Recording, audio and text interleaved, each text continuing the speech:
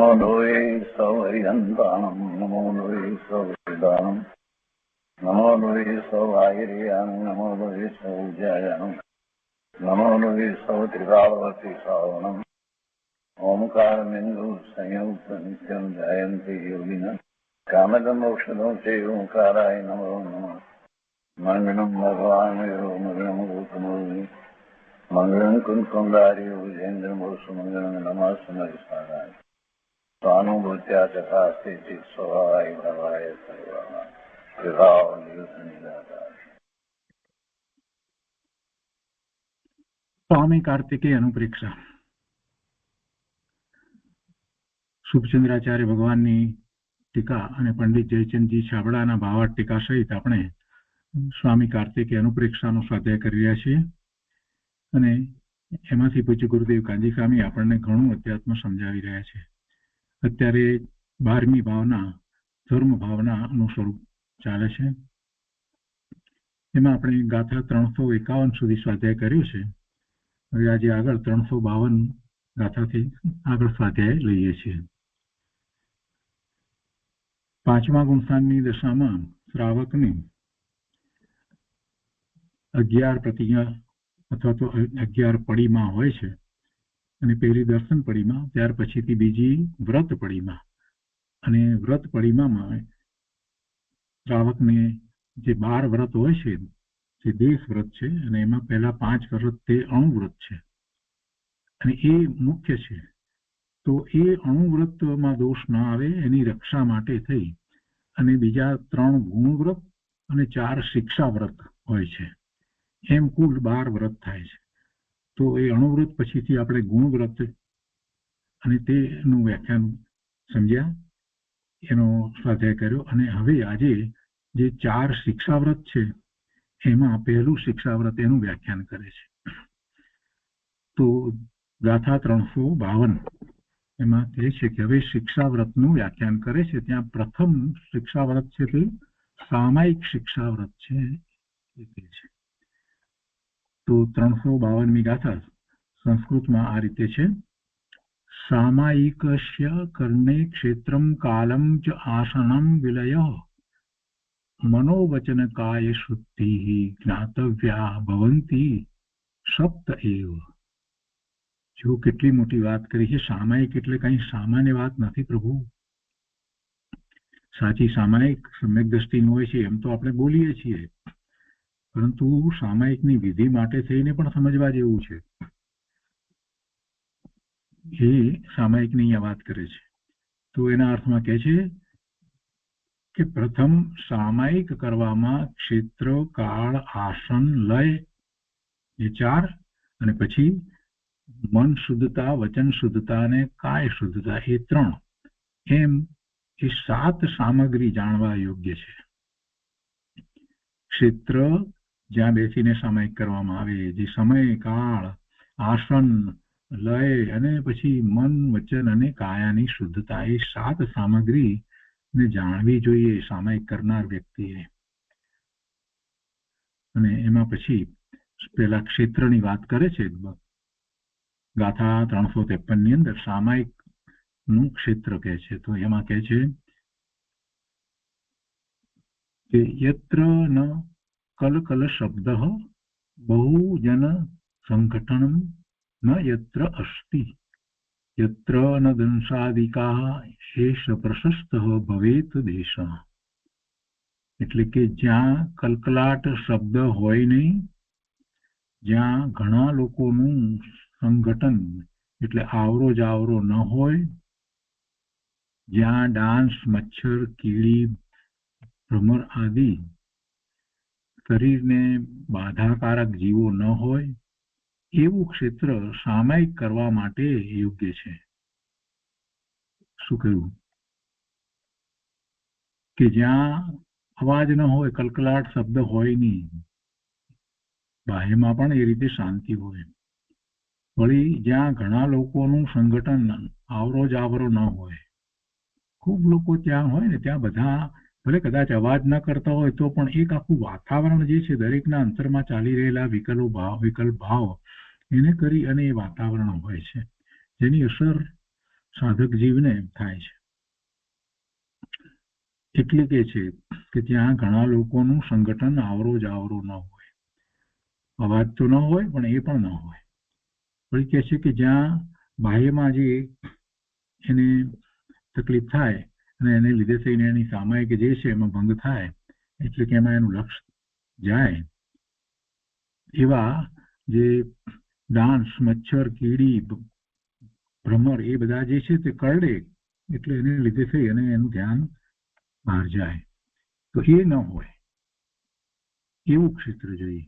એ બધા શરીરને બાધાકારક જીવો ન હોય એવું ક્ષેત્ર સામાયિક કરવા માટે યોગ્ય છે.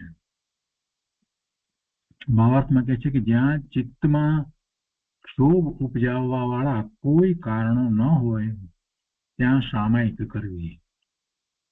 નિમિત્ત કારણોની અપેક્ષાથી વાત છે. આ બધા નિમિત્ત કારણો છે કે જેને કારણે જીવનું ચિત્ત, એનું જ્ઞાન ઉપયોગ એ બહારમાં એ પર તરફ જાય છે. એટલે એવા કારણો ન હોય જ્યાં ચિત્તમાં ક્ષોભ ઉપજાવવા વાળા કોઈ કારણો ન હોય ત્યાં સામાયિક કરવી. આ ક્ષેત્રની અપેક્ષાથી વાત કરી. તો પહેલા આપણે આ ગાથાઓ ઉપર પૂજ્ય ગુરુદેવ કાંજી સ્વામીએ જે વિસ્તાર કર્યો છે તે આપણે લઈએ છીએ. 352ની ગાથામાં શિક્ષાવ્રતનું વ્યાખ્યાન કરે છે અને પહેલા સામાયિક શિક્ષાવ્રત કહે છે. તો એને માટે ગુરુદેવે વિસ્તાર કર્યો છે કે પ્રથમ સામાયિક કરવામાં ક્ષેત્ર, કાળ, આસન, લય, મન શુદ્ધતા, વચન શુદ્ધતા અને કાય શુદ્ધતા એ 7 સામગ્રી જાણવા યોગ્ય છે. ગુરુદેવ કહે છે કે શ્રાવક કોને કહે છે? શ્રાવક કોને કહે છે તેનો વિચાર ચોથા, પાંચમા, છઠ્ઠા ગુણસ્થાન વાળા જ્ઞાની પણ કરે છે. જો ચોથું, પાંચમું ગુણસ્થાન એ તો સમજાય એવું છે, પણ કોઈને પ્રશ્ન થાય કે છઠ્ઠા ગુણસ્થાન વાળા જ્ઞાની પણ એનો વિચાર કરે છે એટલે શું? એ તો મુનિ દશામાં છે. છઠ્ઠા ગુણસ્થાને છે તો 7મેથી છઠ્ઠે આવ્યા છે ને, 5મેથી તો છઠ્ઠે જવાતું નથી. તો 7મેથી જ મુનિ દશામાં જે છઠ્ઠે આવ્યા છે એમને સ્વવિકલ્પ દશા છે. એ જ્ઞાની છે એટલે એમને ચોખ્ખું દ્રવ્યલિંગ હોય છે. અને ચોખ્ખું દ્રવ્યલિંગ જે છે તો એમને પણ મન, વચન, કાયાની જે છે તે શુદ્ધતા વગેરે તો એમને પણ હોય છે. એમને તો ઉત્કૃષ્ટ શુદ્ધતા હોય છે. એટલે એ અપેક્ષાથી આખી વાત છે. અને એ મુનિ દશા અંગીકાર કરી એટલે તો સામાયિકમાં જ છે. એક અપેક્ષાએ જોઈએ તો એમ કહેવાય છે કે સામાયિકમાં જ છે. એટલે એમ લીધું છે કે તેનો વિચાર ચોથા, પાંચમા, છઠ્ઠા ગુણસ્થાન વાળા જ્ઞાની પણ કરે છે. સામાયિક કરનારને અશરીરી, અરાગી, ચિદાનંદ આત્માનું ભાન તો છે જ. સમ્યક દૃષ્ટિ છે એટલે પોતે અશરીરી છે, રાગ રહિત છે, જ્ઞાન આનંદ સ્વરૂપ છે. એવા પોતાના સ્વરૂપનું ભાન તો છે જ. સામાયિક કરનારને સમ્યક દ્રષ્ટિ છે, પાંચમા ગુણસ્થાનની દશામાં છે, એ સામાયિક કરે છે. એની વાત લીધી છે. એટલે કે છે કે અશરીરી, અરાગી, ચિદાનંદ આત્માનું ભાન તો છે જ. અપૂર્વ અમૃત સ્વભાવનો અનુભવ સમ્યક દર્શન વખતે થયો છે, પણ વિશેષ શાંતિમય અનુભવ માટે સામાયિકનો અભ્યાસ કરે છે અને તે દ્વારા સવાર, બપોર, સાંજ એકાગ્રતા કરે છે. સામાયિકમાં પણ જે કૌશક કરે છે તો કૌશકમાં એ ધ્યાનનો પુરુષાર્થ કરે છે. દિવસમાં 3 વખત આવો પ્રયત્ન કરે છે અને સામાયિકમાં તો ઘણો વખત સુધી બેસે છે.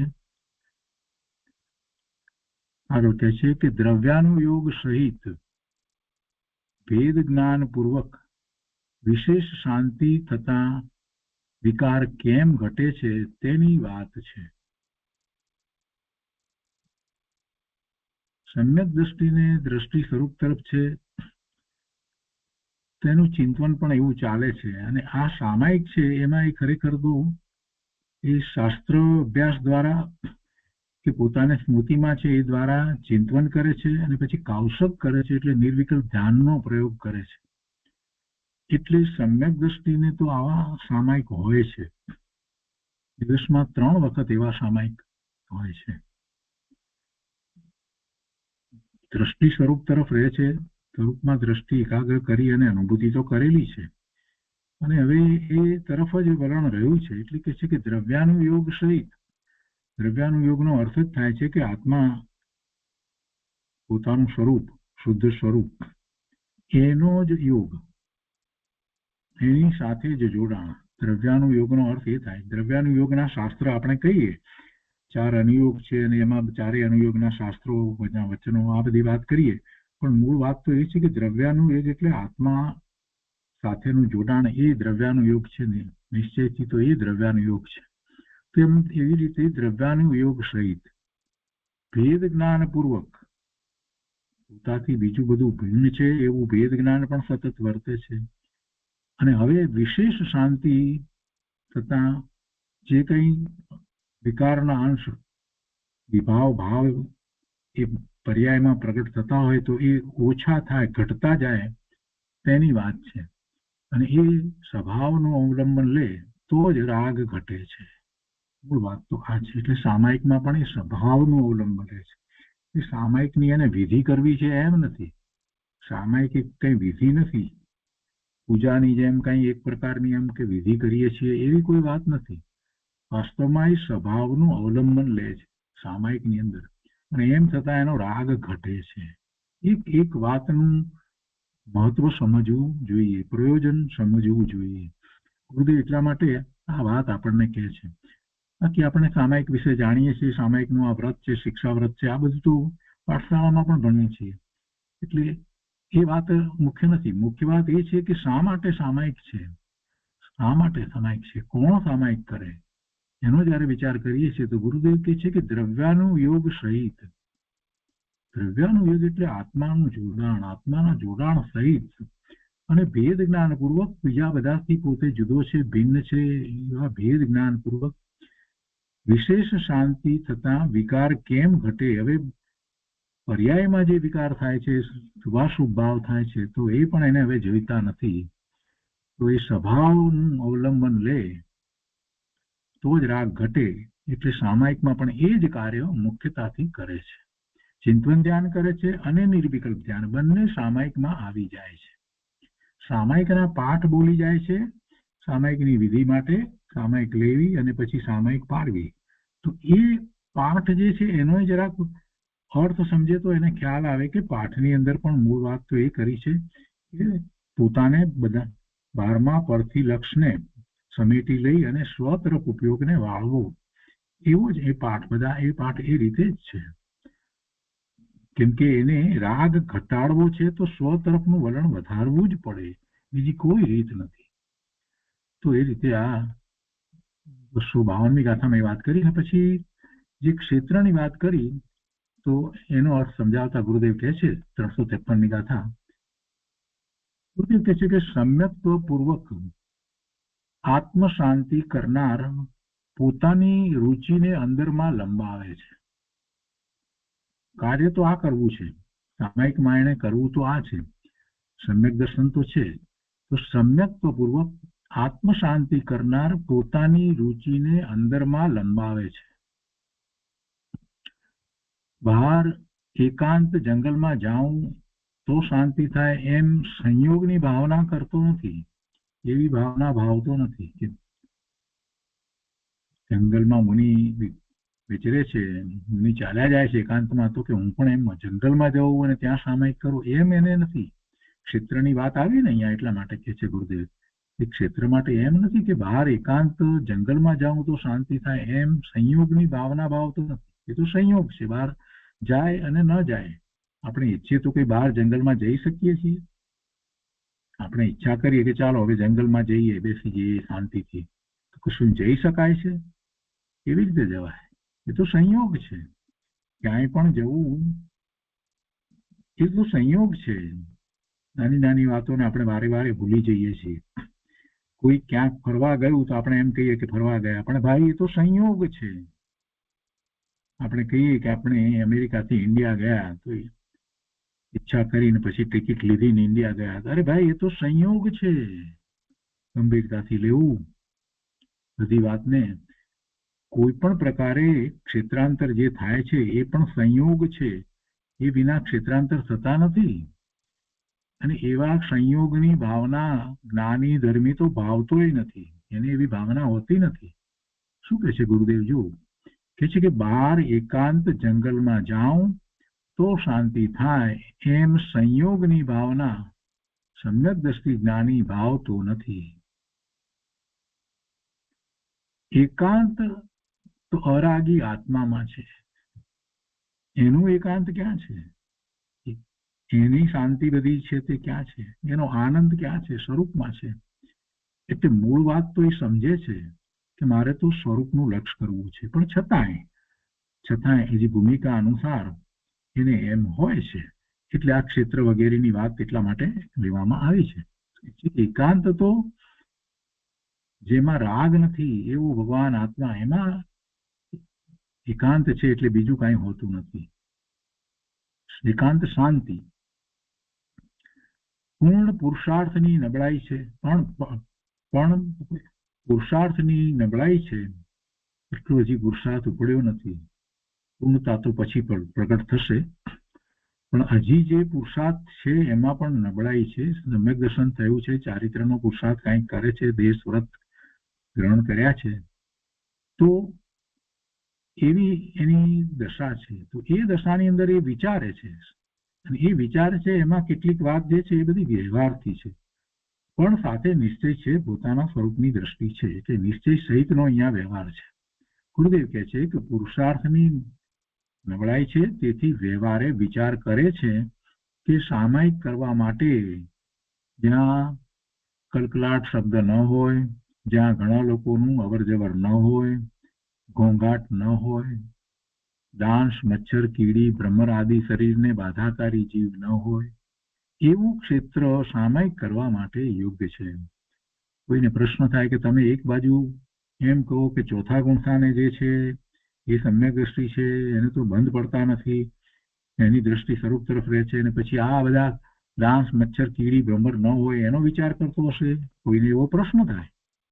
ભાઈ, હજી એની દશા અધૂરી છે, પૂર્ણ દશા પ્રાપ્ત નથી થઈ, અને એમાં પોતાના પુરુષાર્થની નબળાઈ હોય એવે વ્યક્તિ સ્વરૂપનું લક્ષ કરવા માટે થઈ અને આવો વ્યવહારથી વિચાર કરે છે કે સામાયિક કરતી વખતે પોતાની શાંતિ જળવાઈ રહે, જેથી કરીને ચિંતન ધ્યાન અને કૌશક વખતે નિર્વિકલ્પ ધ્યાનનો પ્રયોગ પણ સારી રીતે થઈ શકે. આવો પોતાની ભૂમિકા અનુસાર એને વિચાર થાય છે. ચોથે પાંચમે ગુણસ્થાને પણ એવો વિકલ્પ એને આવે છે સામાયિક કરતી વખતે. એટલે એવું સ્થાન જે છે એ એને માટે ઉપકારી છે.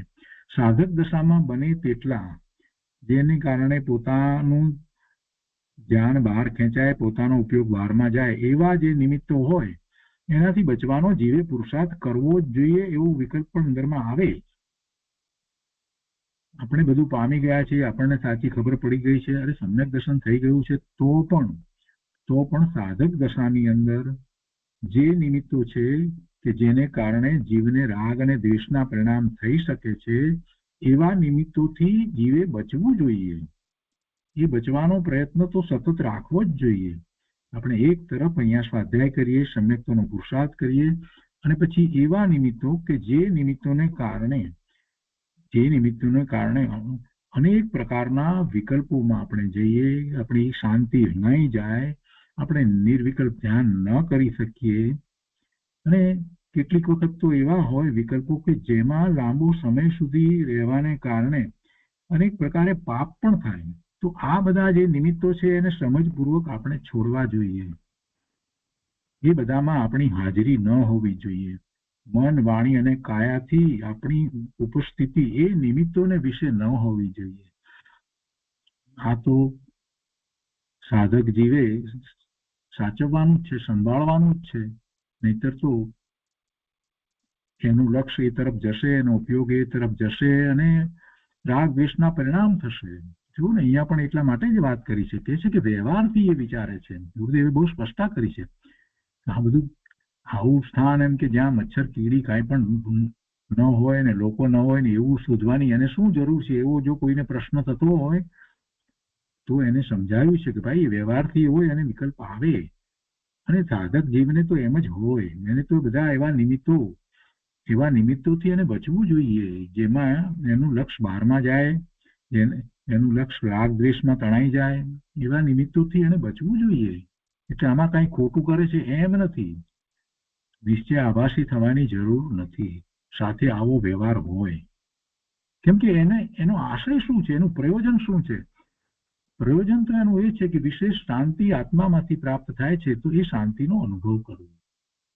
અને એને માટે કેટલીક વાતનો એ ખ્યાલ રાખે છે. તેમાં ખોટું શું છે? સાધક અવસ્થામાં છે, એ મુનિ દશામાં જશે, 7મા અવસ્થાની દશામાં હશે, જંગલમાં હશે, તો ત્યાં કદાચ એને એવા પરિસરો સહન કરવાના થશે તો પણ એને વાંધો નથી. પણ એ એની ઊંચી ભૂમિકા છે, એની ઊંચી ભૂમિકા છે. તો અહીંયા કહે છે કે પુરુષાર્થની નબળાઈનો અર્થ એ થાય છે કે હજી ચારિત્રમોનીય કર્મની પ્રકૃતિઓ ઉદયમાં છે. 2 ચોકડી હજી બાકી છે.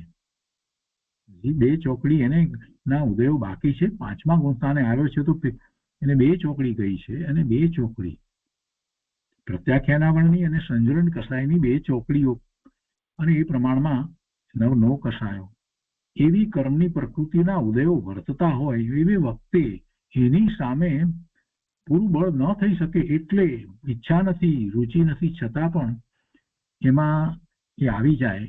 એટલે એનાથી બચવા માટે તે આ સામાયિક વગેરે કરે છે. તો પોતાની પેલા પોતાના સ્વભાવ ભાવે સતત નથી રહી શકતો એવી પુરુષાર્થની એની નબળાઈ છે. તે નબળાઈને ટાળવાનો એનો પુરુષાર્થ છે, એનો પ્રયત્ન છે. તો એમાં પછી આ રીતે આવું સ્થાન શોધે, એટલે એમાં કાંઈ ખોટું નથી કે એમાં કોઈ વિરોધાભાસ આવતો નથી. જ્યાં કલકલાટ શબ્દ ન હોય, જ્યાં ઘણા લોકોનું અવર જવર ન હોય, ઘોંઘાટ ન હોય, ડાંસ, મચ્છર, કીડી, ભ્રમર આદિ શરીરને બાધાકારી જીવ ન હોય, એવું ક્ષેત્ર સામાયિક કરવા માટે યોગ્ય છે. વળી કહે છે કે ક્ષેત્રથી લાભ નુકસાન માનતો નથી. ગુરુદેવે બધી વધારે સ્પષ્ટતા કરી છે. એટલે કે ક્ષેત્રથી પોતાને લાભ કે નુકસાન એમ તો માનતો નથી. અખંડ આનંદ ધામ, સુખનું ધામ, આનંદનું ધામ, રોજ આપણે સુખધામ બોલીએ છીએ ને, એ સુખનું ધામ, આનંદનું ધામ તો પોતાનો આત્મા છે ને. અખંડ આનંદ ધામ, અસંખ્ય પ્રદેશી, નિર્મળ અનંત ગુણનો અક્ષય ભંડાર, જેમાંથી કઈ ઘટી જાય નહીં, કઈ ક્ષય પામે નહીં, એવો અનંત ગુણનો અક્ષય ભંડાર, આ આત્મા જ એકાંત ઉત્તમ ક્ષેત્ર છે, એમ જ એ માને છે. આ તો સાધકને આવો વિકલ્પ આવે છે તેનું અહીં જ્ઞાન કરાવે છે. ભાવનાપૂર્વક શાંતિમાં અંદર ઠરવા માંગે છે. ચિત્તને ક્ષોભકારી સંયોગમાં ઉદ્યમ કરી ને જાય નહીં. શું કરે છે? ભાવનાપૂર્વક શાંતિમાં અંદર ઠરવા માંગે છે. તો ચિત્તને જે ક્ષોભ કરતું હોય એવા સંયોગમાં એ ઉદ્યમ કરી અને ન જાય. એટલે એવા ક્ષોભકારી સંયોગો છે એનાથી બચવા માટેનો એને વિકલ્પ એવો આવે છે. એટલે એવા ક્ષેત્રની પસંદગી કરે છે.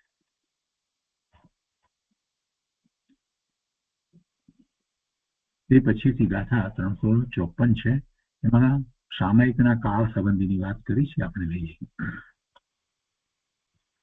હવે સામાયિકનો કાળ કહે છે.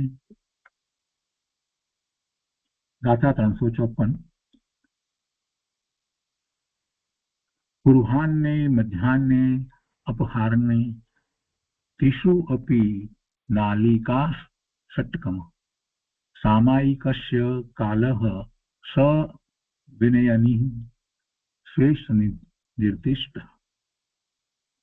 એના અર્થમાં કહે છે પૂર્વાહ્ન એટલે કે પ્રભાત કાળ, મધ્યાહ્ન એટલે દિવસનો મધ્ય વખત, અને અપરાહ્ન એટલે દિવસનો પાછલો વખત, સંધ્યા સમય. તો એ ત્રણેય કાળમાં 6 ઘડીનો કાળ સામાયિકનો છે. એમાં 6 ઘડીનો કાળ સામાયિકનો છે.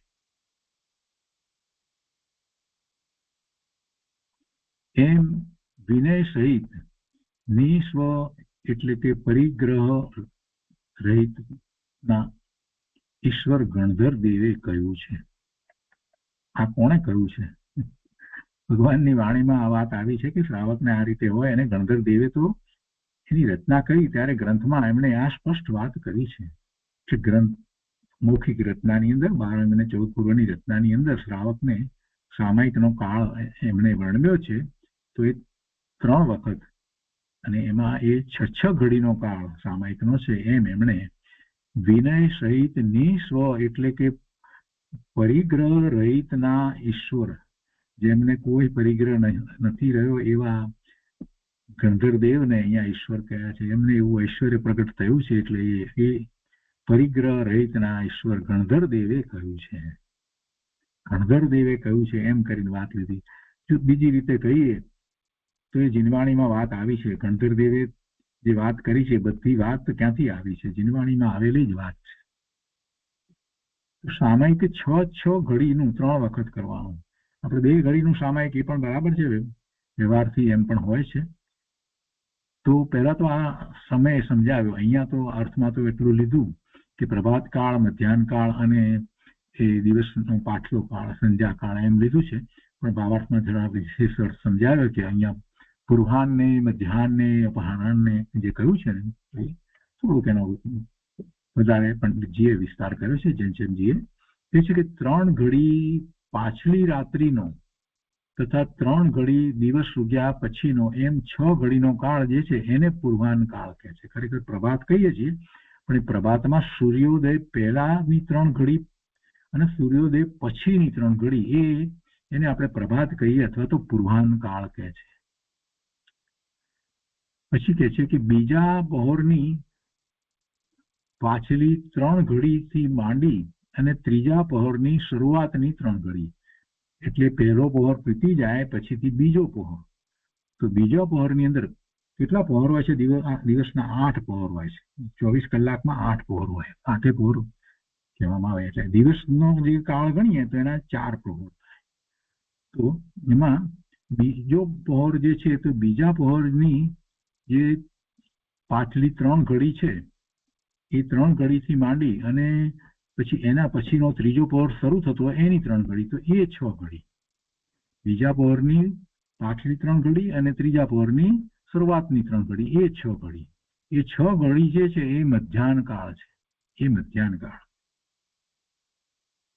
4 પહોર હોય. પહેલા તો એ વાત ઘણાના ખ્યાલમાં નહીં હોય, એ વાત કરી હતી કે 24 કલાક એટલે 8 પહોર. પહોર અપેક્ષાએ સમજીએ તો દિવસના 4 પહોર થાય. બરાબર છે. એટલે પહેલો પહોર, બીજો પહોર, ત્રીજો પહોર ને ચોથો પહોર. તો એ પહેલો પહોર જે છે એ તો પૂરો થયો. બીજો પહોર જે તે મધ્યાહન માટેનો શરૂ થાય ને પછી બીજા પહોરની જે છેલ્લી 3 ઘડી છે, કેમ કે પહોરનો પણ વિચાર કરી લઈએ તો ઘડી સાથેનો પહોરનો સંબંધ શું છે? 60 ઘડી જે છે 24 કલાકની 60 ઘડી હોય. 24 કલાક હોય એમાં 60 ઘડી હોય. એક ઘડી જે છે તે 24 મિનિટની ગણીએ અને આપણે 2 ઘડીનો જે સામાયિક કરીએ છીએ તો 48 મિનિટ આપણે ગણીએ છીએ. તો બધાને જ આવડે છે, બધાને ખબર છે. પણ 24 કલાકની 60 ઘડી હોય એટલે 4 પહોરની અંદર કેટલી ઘડી થઈ? 30 ઘડી થઈ. એક પહોરની અંદર 7.5 ઘડી થાય. એટલે એવી રીતે 30 ઘડીનો દિવસનો સમય થાય ને એવી રીતે 30 ઘડીનો રાત્રિનો સમય થાય ઘડી સાથે મેળવીએ તો. અને 2 ઘડી એટલે 1 પહોર કહેવાય. 2 ઘડી એટલે 1 પહોર કહેવાય. અહીંયા કહે છે કે બીજો પહોર જ્યારે છે તો બીજા પહોર પૂરો થતો હોય એની 3 ઘડી થી માંડી, કેમ કે એની 7.5 ઘડી હોય ને એની પણ, તો એની છેલ્લી 3 ઘડીથી માંડી અને ત્રીજા પહોરની શરૂઆતની 3 ઘડી, એમ 6 ઘડીનો મધ્યાહન કાળ છે.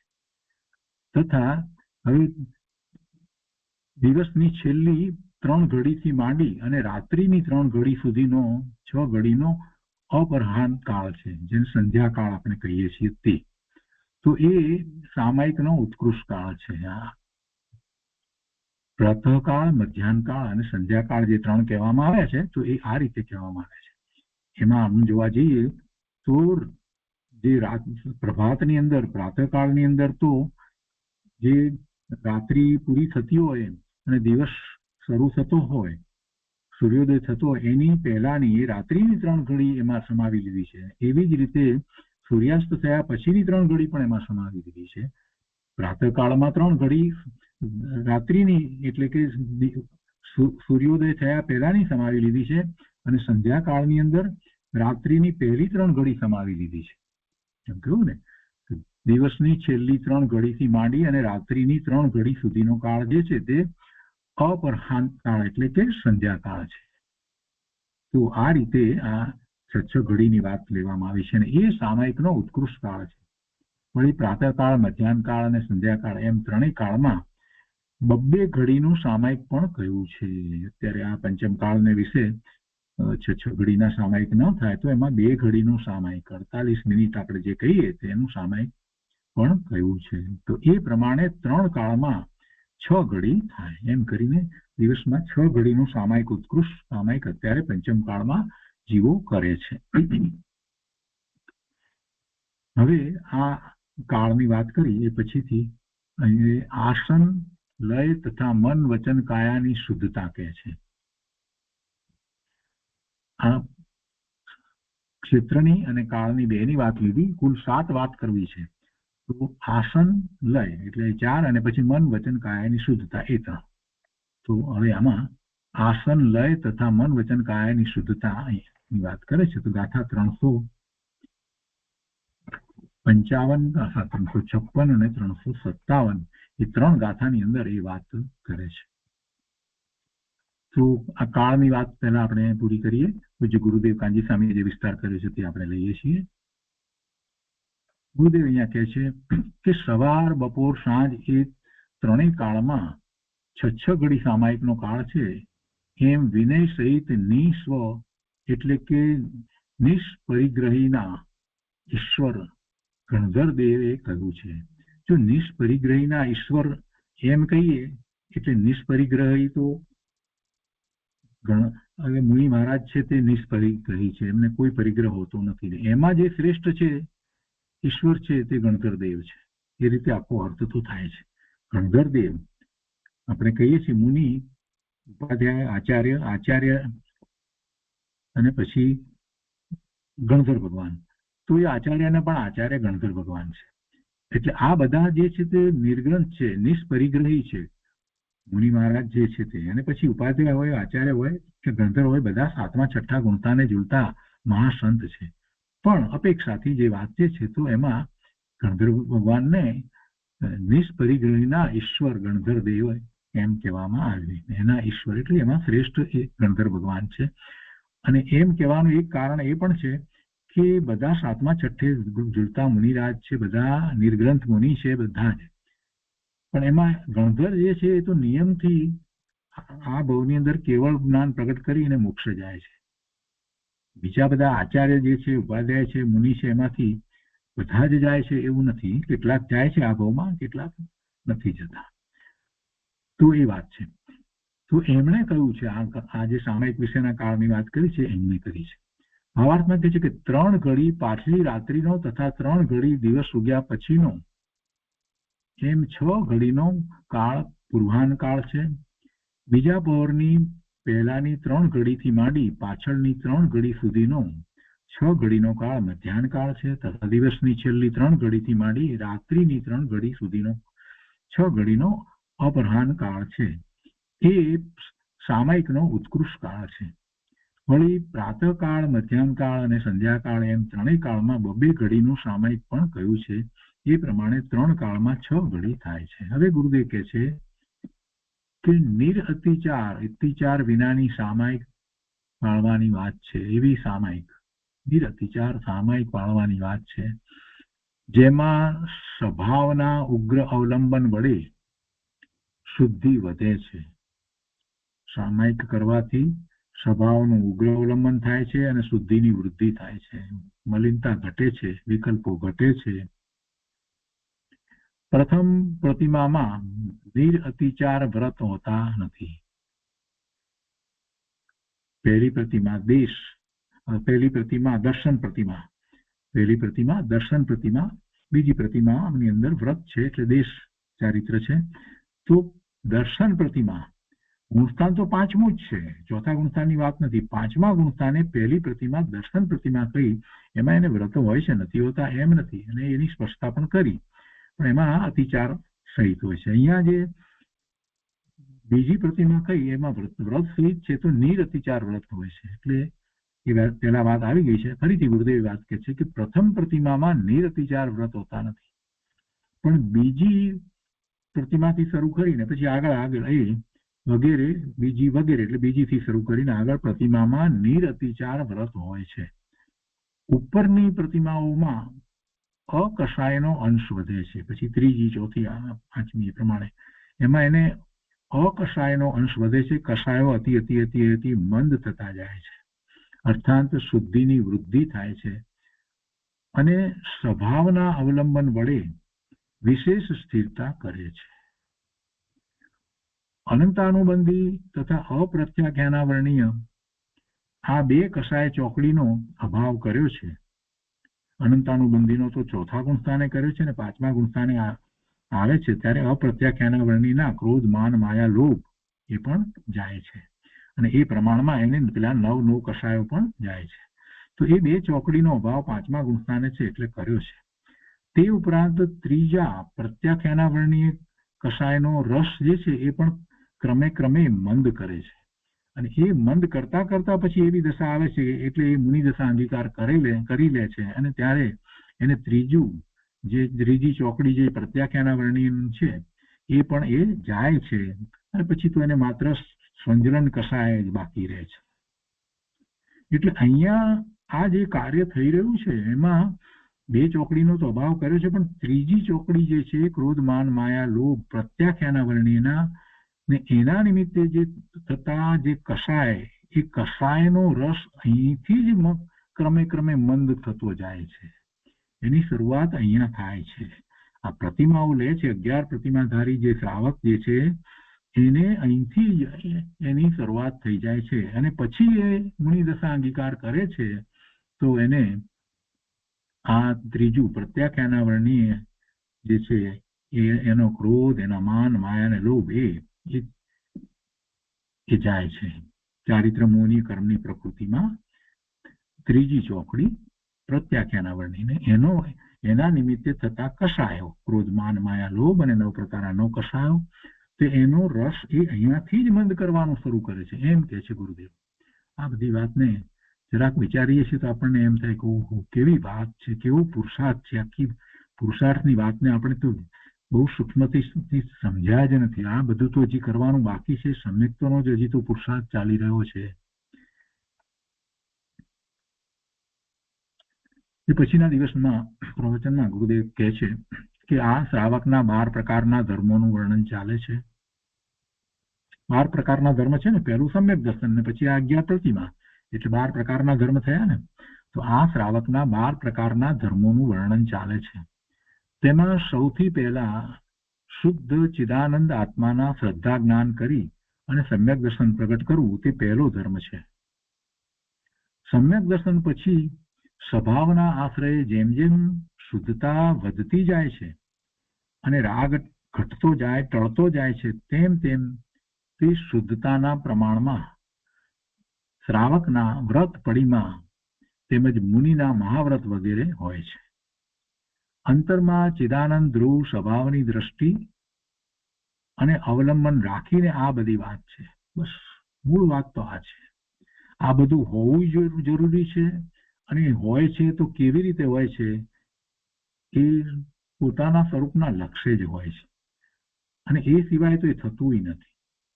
અંતરમાં ચિદાનંદ ધ્રુવ સ્વભાવની દ્રષ્ટિ એનું મહાત્મા અને એનું અવલંબન રાખીને આ બધી વાત છે. એટલે સમ્યક દર્શન વિના પાંચમા ગુણસ્થાન જેવું શ્રાવક જે ગુણસ્થાન કહ્યું એમાં એવું ગુણસ્થાન અને એ પ્રમાણેનું ચારિત્ર આ બધું વાસ્તવમાં હોતું નથી. સ્વભાવની જેમ એ બધું હોય. એવી જ રીતે સમ્યક દર્શન વિના મુનિ દશા અંગીકાર કરી લે અને છઠ્ઠા ગુણસ્થાન જેવું ચોખ્ખું દ્રવ્યલિંગ હોય તો પણ એ શુભભાવરૂપ છે.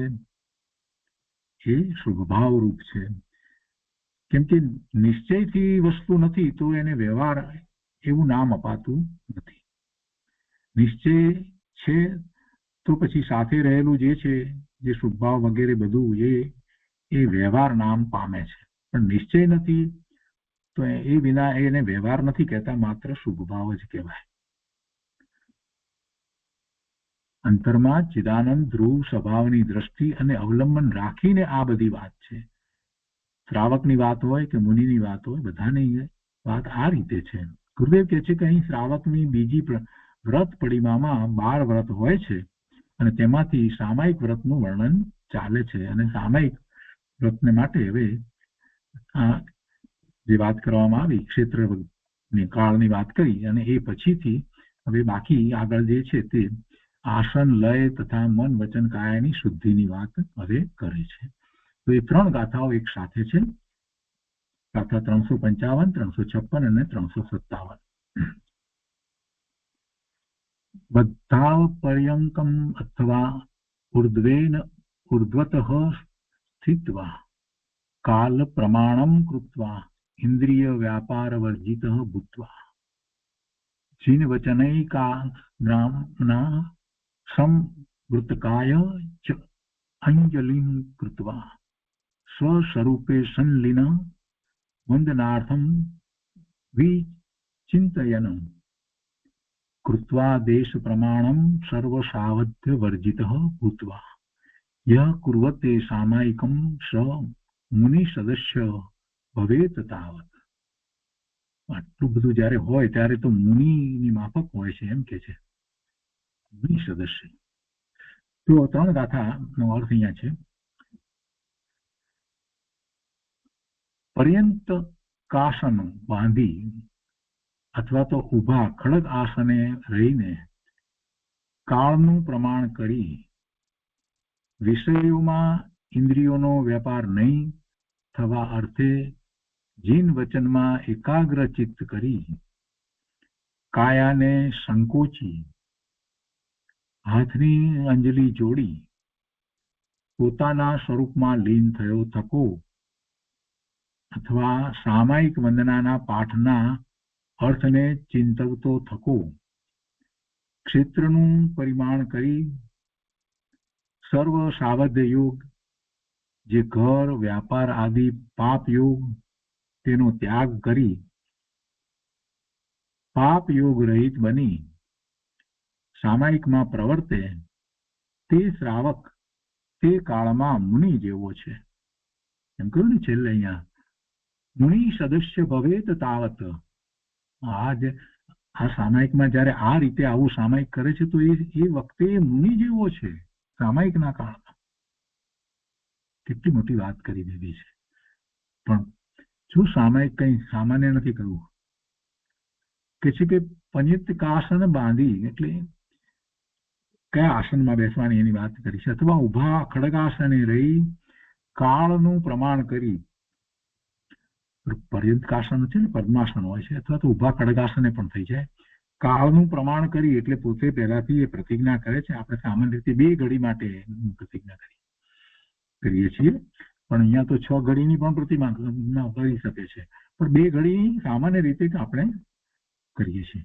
પણ કોઈ વખત આપણી પાસે બહુ ઓછો સમય હોય અને આપણે એમ થતું હોય કે ના મારે આ કરવું જ છે, તો કઈ વાંધો નથી. 2 ઘડીનો સમય પૂરો ન મળતો હોય તો સામાયિક ન કરવા કરતા 1 ઘડીનું સામાયિક પણ કરી લેવું સારું.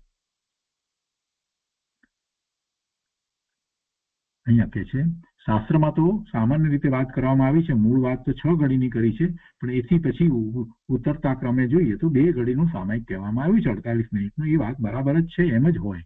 પણ અપવાદ રૂપ આપણને એ વખતે બહુ જ સારા ભાવ હોય ને અંતરમાં એમ થતું હોય અને એમ થાય કે અત્યારે 50 મિનિટ પણ પૂરેપૂરી છે નહીં મારી આગળ, તો મારે તો પછી સમય વેડફવા કરતા બેસી જવાનું, કઈ વાંધો નથી. આ પ્રેક્ટિકલ એક વાત છે. એટલે કાળનું પ્રમાણ કરી. કાળનું પ્રમાણ એટલા માટે કરવામાં આવે કે પછી વચ્ચે બીજો વિકલ્પ કરવાનો અવકાશ જ રહે નહીં, પહેલાથી જ નક્કી કરી દીધું છે. એટલે વિષયોમાં ઇન્દ્રિયોનો વેપાર નહીં થવા અર્થે વિષયો તરફ લક્ષ ન જાય. વિષયોમાં ઇન્દ્રિયોનો વેપાર નહીં થવા અર્થે જીન વચનમાં એકાગ્ર ચિત્ત કરી કાયાને સંકોચી હાથની અંજલિ જોડી પોતાના સ્વ સ્વરૂપમાં લીન થયો થકો અથવા સામાયિક વંદનાના પાઠના અર્થને ચિંતવતો થકો ક્ષેત્રનું પરિમાણ કરી સર્વ સાવધ્ય યોગ જે ઘર વ્યાપાર આદિ પાપ યોગ તેનો ત્યાગ કરી, એ વખતે પછી આ મારું ઘર એમ ન હોય. શું કે છે, કેટલી સરસ વાત મૂકી છે. સર્વ સાવધ્ય યોગ જે ઘર વ્યાપાર આદિ પાપ યોગ તેનો ત્યાગ કરી પાપ યોગ રહિત બની સામાયિકમાં પ્રવર્તે તે શ્રાવક તે કાળમાં મુનિ જેવો છે. ભાવાર્થમાં પંડિતજી સમજાવે છે કે આ શિક્ષાવ્રત છે. ત્યાં આ અર્થ સૂચિત છે કે જે સામાયિક છે તેમાં સર્વ રાગ દ્વેષ રહિત બની બહારની સર્વ પાપ યોગ ક્રિયાથી રહિત થઈ પોતાના આત્મ સ્વરૂપમાં તલ્લીન બની મુનિ પ્રવર્તે છે. આ સામાયિક ચારિત્ર મુનિનો ધર્મ છે. એમને તો એમ જ છે. અને એ જ શિક્ષા શ્રાવકને પણ આપવામાં આવે છે કે સામાયિકના કાળની મર્યાદા કરી તે કાળમાં મુનિની માફક પ્રવર્તે. સામાયિકનો કાળ જે છે એમાં એ મુનિની માફક પ્રવર્તે. બસ એમાં બધું આવી ગયું. મુનિને જે છે, મુનિ વિશે જે કંઈ ધાર્યું છે, જે પ્રમાણે જે, તો મુનિને તો નિર્ગ્રંથપણું છે. તો સામાયિકના કાળમાં આ એવું કે આ ઘર આ તે બધું કાંઈ મારું નથી, એવો પણ પહેલાથી નિર્ણય કરી લે. હું એનાથી જુદો છું. અને જીનેશ્વર ભગવાન તરફ લક્ષ કરે એ વાત લીધી, અથવા તો ચિંતવનની વાત કરી. બે વાત કરી ને મૂળ અર્થની અંદર, કે પોતાને ઇન્દ્રિયોના વિષય તરફ લક્ષ ન જાય, ઇન્દ્રિયો તરફ પણ ન જાય, એટલા માટે એમ કરીને, એટલે એ રીતે કરી કે એના અર્થે જીન વચનમાં એકાગ્રચિત્ત કરીને, અને પછી અથવા એમ કે સામાયિક વંદનાના પાઠના અર્થને ચિંતવતો થતો, એમ કરે છે. એટલે અને પછી આ ઘર વ્યાપાર આદિ પાપ યોગ તેનો ત્યાગ કરી અને પાપ યોગ રહિત બની સામાયિકમાં પ્રવર્તે. એટલે એ વખતે શ્રાવક જે છે મુનિ જેવો થઈ જાય છે, એમ ત્યાં કહ્યું છે. અને પંડિતજી પણ આપણને એ જ સમજાવે છે કે પોતાના આત્મ સ્વરૂપમાં તલ્લીન બની મુનિ પ્રવર્તે છે સામાયિકની અંદર. તો આ સામાયિક ચારિત્ર મુનિનો ધર્મ છે.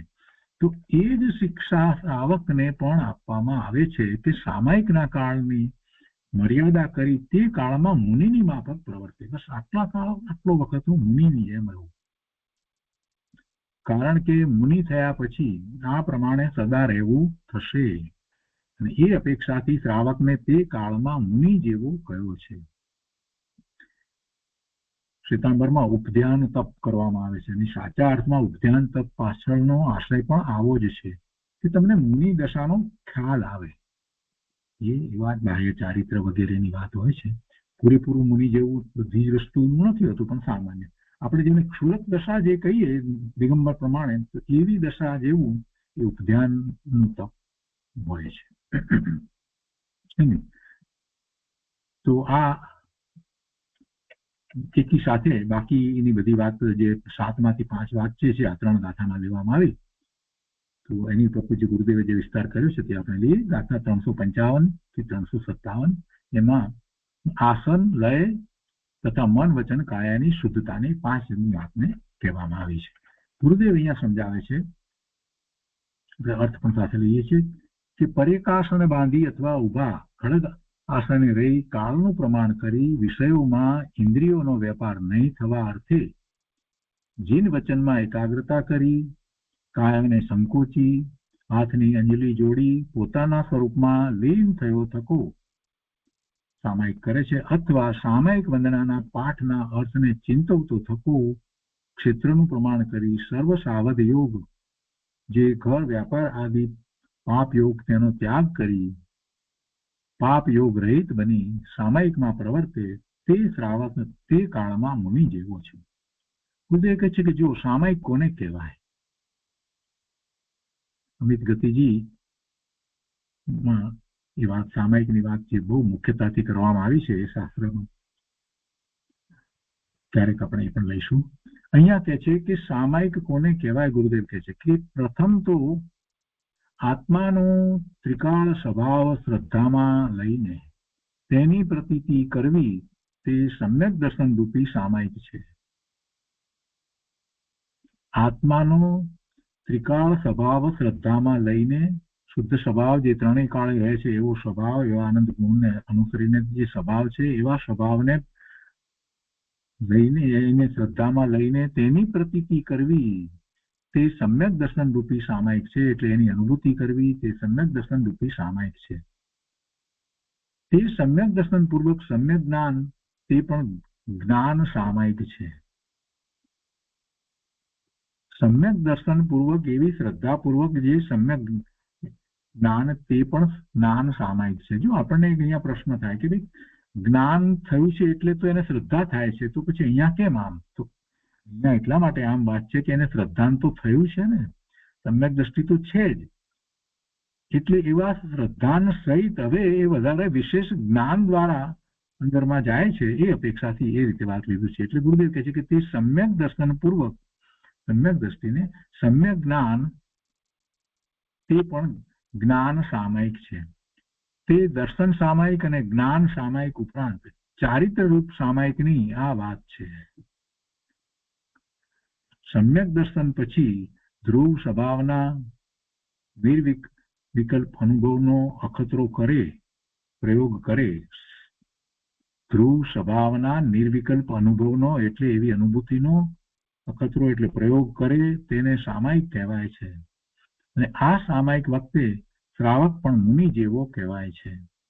હજી મુનિ દશા તો નથી, પણ સામાયિક કરવા વખતે રાગની ઘણી મંદતા થઈ ગઈ છે તે અપેક્ષાએ તેને મુનિ જેવો કહેવાય છે.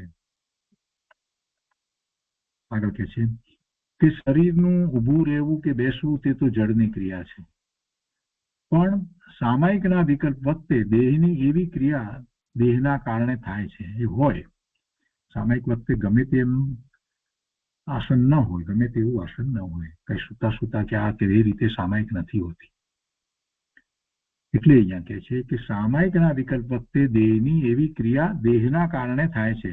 એટલે એ આસન જે છે એની કઈ મુખ્યતા છે નથી, પણ છતાંય નિમિત્ત નૈમિત્તિક સંબંધ એવો છે કે સામાયિક હોય તો એ રીતે જ હોય. એ પદ્માસન કે અત્યારે અર્ધ પદ્માસન કે પછી ખડગાસનમાં સામાયિક હોય. સામાયિક કરનાર એકાગ્ર ચિત્ત કરીને જીન વચનમાં કહેલા વિતરાગી વસ્તુ સ્વરૂપને ચિંતવે છે.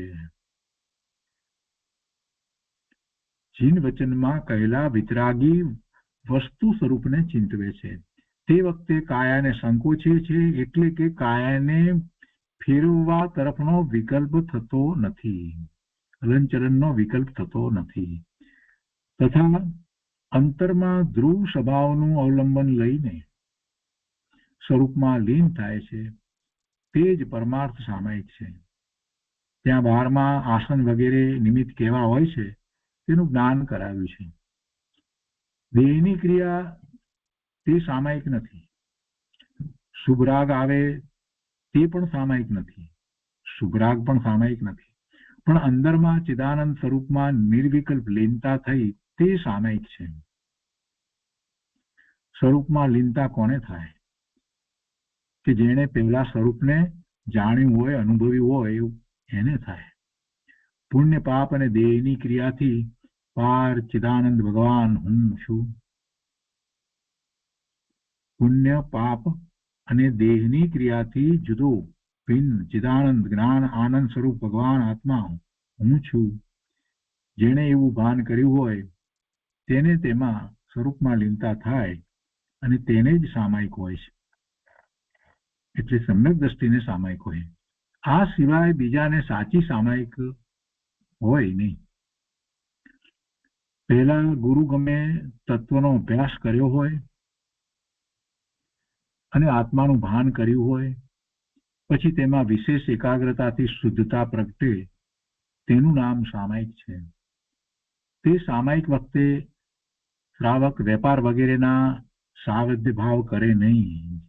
વેપાર વગેરેનો ભાવ છે એમાં તો કંઈક ને કંઈક કોઈ પણ પ્રકારે જોઈએ તો હિંસા છે ને, એટલે સાવધ ભાવ છે, એવો વિકલ્પ એને ઉઠે નહીં.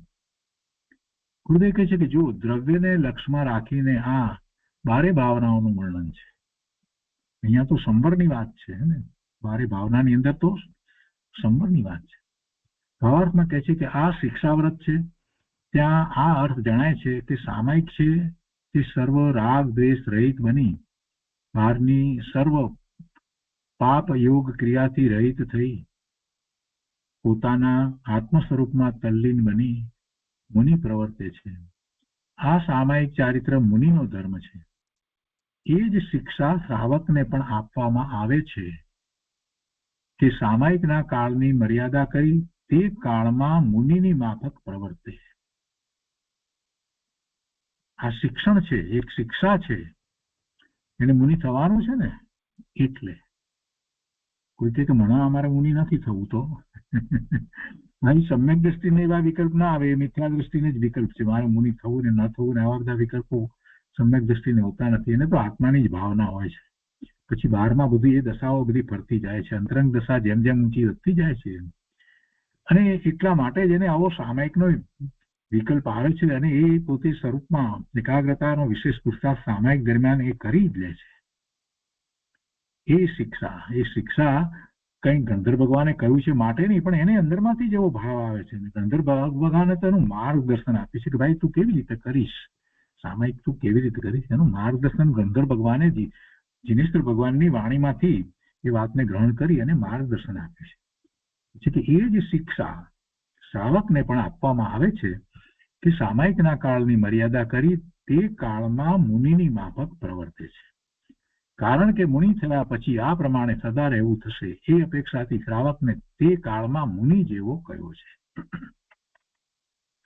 આગળ કહે છે કે જેમ વિતરાગી મુનિઓ નિજ સ્વરૂપમાં લીન થઈને સામાયિક ધર્મમાં પ્રવર્તે છે તેમ અહીં શ્રાવકને પણ તેનો ઉપદેશ કર્યો છે.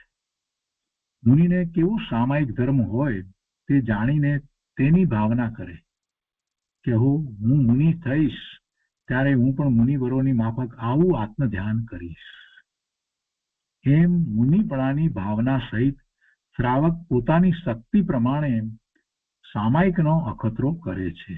પોતાની શક્તિ પ્રમાણે, એટલે 6 ઘડી પણ કરે, નથી તો 2 ઘડી પણ કરે. મુનિ દશા વગર તો મોક્ષ નથી, એ તો મૂળ વાત છે. મુનિ દશા વગર તો મોક્ષ નથી, માટે શ્રાવક તેની ભાવના કરે છે. તે સામાયિક શીખે છે. મુનિને તો નિરંતર સહજ સામાયિક વર્તે છે. તે તો આનંદ કંદ અમૃત સાગરમાં પડ્યો છે અને શ્રાવકને તેવા અનુભવનો અખતરો હોય છે.